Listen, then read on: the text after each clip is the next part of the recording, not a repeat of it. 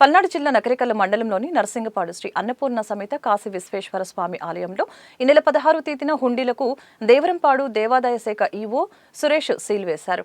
ఆలయ చైర్మన్ కృష్ణారెడ్డి మాట్లాడుతూ గతంలో దేవాలయానికి చెందిన గ్యాస్ పైపు డబ్బులు 14 లక్షలు దుర్వినియోగం చేశారని అభియోగం మోపారు. పాత కమిటీ వారు అద్దాల దేవాలయానికి కొంత వాడారని, మాకు 12 లక్షల రూపాయలు మాత్రమే చెందినవని, వాటి తాలూకా ఐటీ డిపార్ట్మెంట్కి 80,000 రూపాయలు ట్యాక్స్ చెల్లించి మిగతా డబ్బులు దేవాలయానికి చెందిన అకౌంట్లో ఉన్నాయని చెప్పారు. మాపై ఎవరో తెలియని వ్యక్తులు అభియోగం మోపి దేవరంపాడు దేవాలయ శాఖ ఈవో సురేష్ తెలిపారు. మాకు ఎటువంటి సమాచారం ఇవ్వకుండా హుండీలకు సీల్ వేయడం జరిగింది. ఆ తర్వాత మేము వెళ్లి లెక్కలు మొత్తం చూపించగా వారే మాకు తాళాలు ఇచ్చి కానుకల హుండీలకు వేసిన సీల్ ని మీరే తీసుకోమని తెలిపారు. సార్ వాళ్ళు వచ్చి అంటే ఈవో గారు వచ్చి ఇక్కడ హుండీకి ప్లస్ ఆఫీస్ రూమ్కి లాక్ చేసిపోయిన తర్వాత మేము అన్ని వివరాలు వాళ్ళకి చూపించాం. ఈ నిధులు ఏమవుతున్నాయి అన్ని వివరాలు వాళ్ళకి చూపించి అకౌంట్ కూడా చూపించి అకౌంట్లో కూడా ఇప్పుడు ఆ పైప్ లైన్ డబ్బుల కన్నా ఎక్స్ట్రా దాదాపు మేము 2 లక్షల రూపాయలు ఎక్స్ట్రా ఉన్నాయి. ఈ రోజు కావాలనుకున్నా కానీ 17వ తారీఖు కావాలనుకున్నా కానీ 2 లక్షల రూపాయలు ఎక్స్ట్రా ఉన్నాయి.